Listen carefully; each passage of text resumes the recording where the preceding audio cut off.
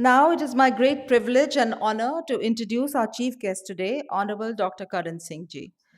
Dr. Karan Singh is, of course, a well known figure, a leading statesman, educationist, philanthropist, philosopher, cultural ambassador, poet, and author. He has been in his many avatars the first governor of Jammu and Kashmir and the chairperson trustee of the Dharmath Trust. He has been a union minister for education and culture, health, civil aviation, and tourism, and a member of the Rajya Sabha representing the National Capital Territory of Delhi. He also served as India's ambassador to the United States of America, was president of the Indian Council for Cultural Relations and of the India International Center, and chancellor of Banaras Hindu University for 3 terms. He counts among his special interests Hinduism, the environment, education, and interfaith harmony.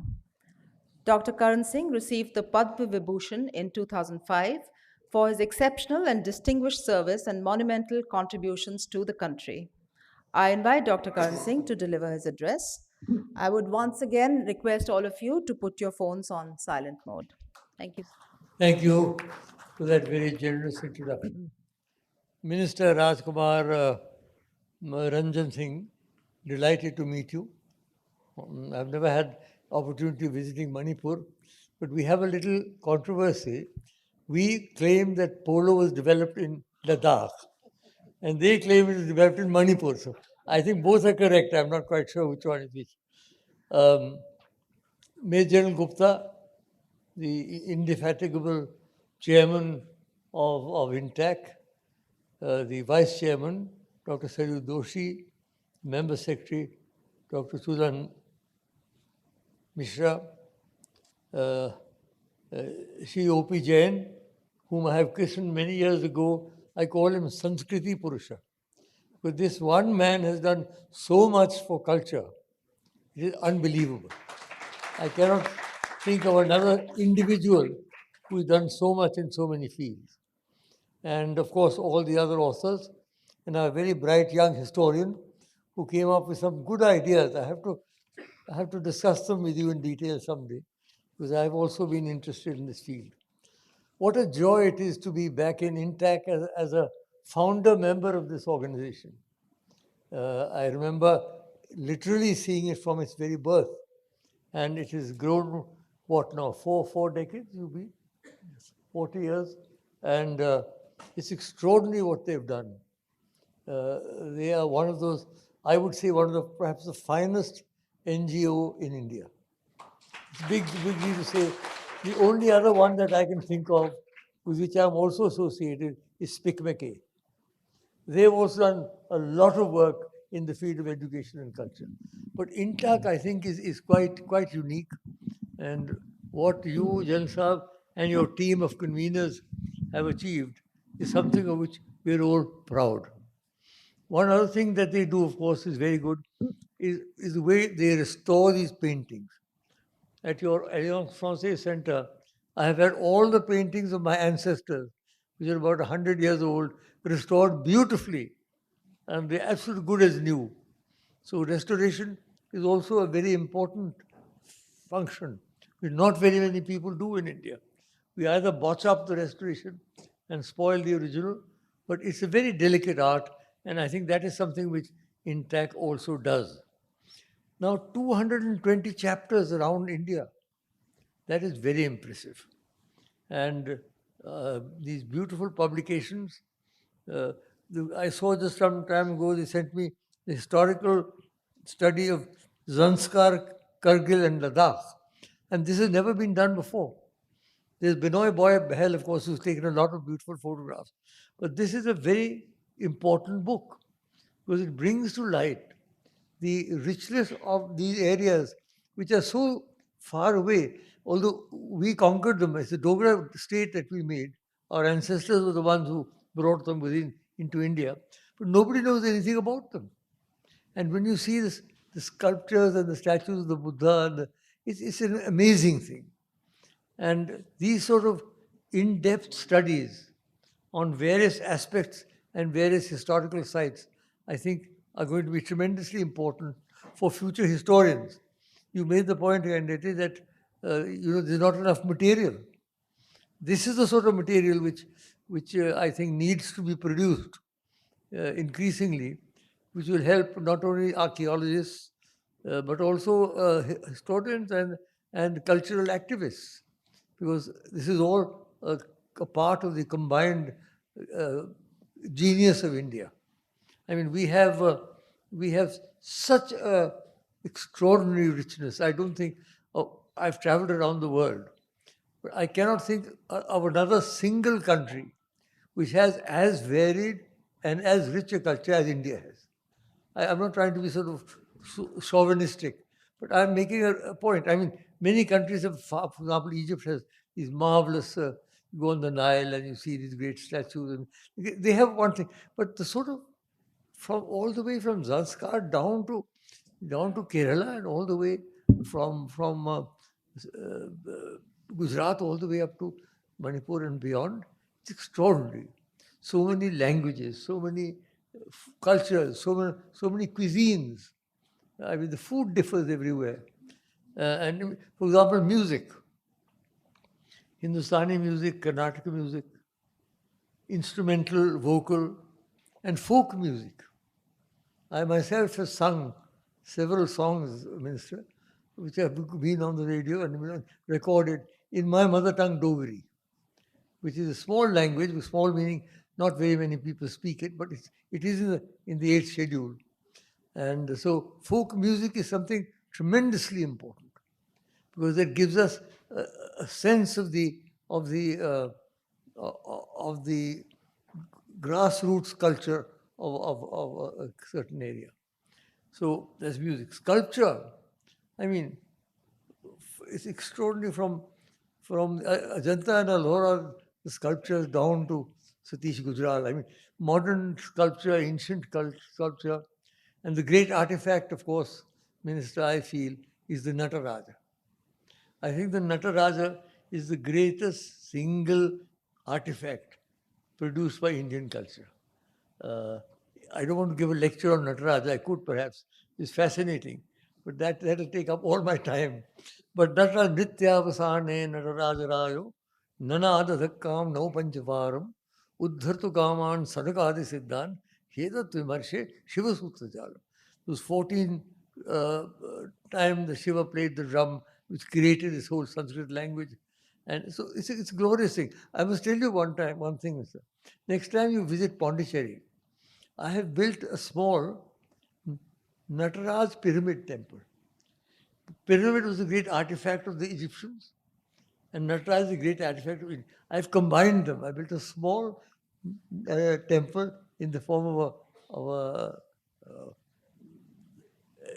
these, like the pyramids, and inside I put the Nataraja. Great combination. You must see it, because I'm just saying that cultures can mingle and can mix. There's no reason why we cannot have a Hindu icon in a Egyptian temple. So culture is universal in some ways. Culture cuts across barriers. The minister mentioned quite rightly Southeast Asia. I mean, you must go there and see the tremendous impact that India has had. The largest temple in the world, Jansa, is Angkor Wat, 1 square kilometer of temples. And they were all Hindu temples. They were Shaiva, they were Vaishnava, they were and Buddhist temple. Luckily, the Buddhists never destroyed anything. All they did was to try and put the Buddhist symbols on top of them. And they've been looked after. I mean, that temple itself is a wonder. You can't imagine it unless you see it for yourself. Or you go to a Muslim country, Indonesia, 98% Muslim. The way they have maintained the temples in Java, there's the temple, there's Brahma, Vishnu temple, Brahma temple, and Shiva temple. I mean, it's beautifully maintained. They were damaged in the earthquake, and we offered help from India. They said, no, thank you very much. We'll look after it ourselves. So look at the way that this cuts across all these ridiculous religious things that are beginning to emerge, which are trying to divide humanity rather than unify humanity. And Borobudur, the Borobudur is Bhadra Vihar. It's upper branch of Bhadra Vihara, the Great Vihara. That is an extraordinary building. I mean, मेरे तो रोंगटे खड़े हो जाते हैं when I think of these places. It's really quite extraordinary. And Parambaran is Param Brahman.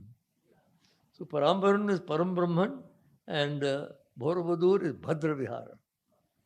And the this Chulalongkorn University is Chulalankara. One Shiva who carries the Alankar on his forehead. So Chulalankar is from Chulalongkorn. They may not even know about it. But the impact of Indian culture through Hinduism, through Buddhism, on these countries is extraordinary. And Central Asia also, I've been to some countries. Unfortunately, most of those were looted from India. We're not so in South and Southeast Asia. They went peacefully. They went through merchants. They went through scholars. Anyhow, whatever it is, the treasures are there, and I entirely agree with you that we should travel more. I'm not sure whether Intact can do anything in it or not, but certainly somebody should do something about it. And then painting. From the Ajanta cave, the painting that the frescoes are extraordinary. From there down to Hussain and Raza and Ram Kumar, whose paintings, and I just got a new catalogue. They're selling for millions. Nobody can buy them any longer. No Indian can buy them at least. 2-2.5 crore ke, 3 crore ke. But they are there. They are also part of. So look at how we've covered these 5,000 years, and how we are still creative. Even today, our paintings. Then you come to sculpture, for the architecture. The architecture, I was just seeing again some photographs of the great ruins of Mohenjo-daro, which are in danger because of the rains. And that great bath there, I mean, it's astounding. पता नहीं इकट्ठे नहाते थे कि अलग अलग. Who would bathe road? Either the whole city was bathing in that. It's so huge.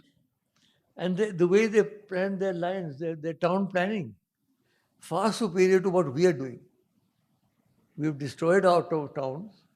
We've shut all the natural exits. So flood to hoga hi hoga. What else will happen? Where will the water go? The water is not going to evaporate. Srinagar, for example, I tell you one of my hometowns. I remember when I was a boy, the Dal Lake was 3 times the size of what it was today. They've encroached there, one tihai reh gaya, 1/3. They've built on all the exits, all the channels, which were natural hydrology of the valley. It all used to go out and go into the Buller Lake. Ab wo sab band kar diya, they've built on them. All the Gandhi Nagars and the Jawahar Nagars and the Netaji Nagars and all, naam to sabka hai. But it's a criminal act because you are actually destroying the hydrology of the city. No, pehle to what used to happen, minister, was that एक मोहल्ला डूब जाता था. अब तो शहर के शहर डूब जाते. I mean, the whole city is drowned. Bangalore drowned, Delhi drowned, Srinagar drowned. There's a whole list of cities that have drowned. So what are we doing? I mean, we're certainly far behind the Indus Valley, Saraswati Valley civilization as far as architecture is concerned. And so from that, all those buildings down to Corbusier and modern architecture. So in all of these, we have a unique history. And as has rightly been mentioned by Jen Gupta, this is a joint responsibility. It's a joint responsibility of governments, central and state, of NGOs like Intact, and of private citizens. You see, unless you have that coalition, you will not get to it. You see, the government of India's own organizations are fairly well, but I'm sure the minister will agree they are not given enough money. And the state governments ki to buri halat. They say we don't have any money. So actually, all the architecture is in the states. The centers only have a few union territories. The states are the prime users and prime movers, and they're never adequately funded because this is something they think some kind of fad. So unless we change our priorities, Rajkumarji, unless we realize that culture and education and health are the very basis of a great nation. Our health infrastructure is pitiable. Look at the way it collapsed in the first. It recovered very well, I agree, and full credit to the doctors and the medical fraternity. But it collapsed like a pack of cards. So unless you see, we don't put in enough money into our these three areas: the area of culture, the area of health, the area of education. Because everything has to start with education. Unless we educate our younger people and the younger communities into the importance of culture, uh, and and the net result of all that we are doing is that, as I said, I wrote an article the other day. There are three existential threats to the human race today. The first is the climate change. And it's already there. We are already in the midst of it. All that you're seeing, these erratic weather, and look at the way Europe is burning. America, the richest country in the world, thousands of acres just burn. No, they can't do anything about it. The glaciers are melting. The seas are rising. Half a dozen nations are going to disappear under the water within the next few years. So we've got to do whatever we can to salvage the world. If you go back to the Atharva Veda, there's a Bhumi Suktam. 63 verses in the Atharva Veda are the most comprehensive statement of environmental values you will find anywhere in the world. So we have the heritage. Therefore, there used to be this is a sacred tank, ये देवी का बन है, ये शिव जी की बावली है. The whole point was people would realize the importance. That's all gone now. So we have to have a major relook at what's happening. And unless the common citizen becomes involved in cultural work, it won't work. Other people think we are imposing things upon them. They should be proud. This is Hamara. It's beginning to happen now, I see, but it will take some time. Sarkar mentioned, I was on the UNESCO Executive Board for 8 years as India's delegate. And UNESCO is doing splendid work, also short of money, as usual, but they are doing good work. And we had several of our national tangible and intangible. For example, now the Durga Puja has become an intangible heritage. I think it's a marvelous idea. Vibrant city. What is this? Is that a reaction of people to what I said? And suddenly, like, these interventions are extraordinary. Let me tell you a story. Freud and Jung, as you know, were two great psychologists. And they were sitting in a room, and suddenly there was a crack, and the table cracked. And Jung said to Freud, within 5 minutes, there's going to be another crack. They sat, and 5 minutes later, crack. And Freud went absolutely white, because he didn't accept anything that was out of the normal. He thought everything was within human psychology. It isn't. There are many forces and many interesting forces outside our knowledge. Some of them pleasant, some of them unpleasant, mind you. So we better look out. So I don't want to, I can go on and on forever, but I just want to really close by Ilsa very warmly congratulating you. मैं बहुत प्रभावित हूँ जो आप कर रहे हैं. I'm really very deeply impressed by what INTAC is doing. And all these conveners have come from the grassroots. They are people who actually work on the ground. So I welcome you all. I'm very glad this is probably the first opportunity I've had to really meet with all of you together. I've had little functions here and there. पहली बार मिला हूँ. So what do we say? What do we say to the younger generation? You keep saying a young man, young man. I was also a young man at one time, don't worry. I mean, I'm now 91 by God's grace, but I started my career at the age of 18. I became head of state at the age of 18. So I'm not impressed with 27. Let me say, what can I tell? I want to end with a verse, a very beautiful verse from the Kathopanishad. which Swami Vivekananda also used to quote very frequently. It exhorts us, particularly the younger generation, awake, arise, and move across the razor edged path. There are no simple solutions now, Rajkumarji, either for individual salvation or for collective salvation. It's a difficult and dangerous path. But it is across that path that we have to go to reach our goal. Our goal is a new consciousness, a new India, a new world. So this is the shloka. Uttishtata, Jagrata, Prapya Varan Nibodhata, Kshurasya Dhara Nishita Duratya, Durgam Pathasat Kavayogata. Thank you. Namaskar.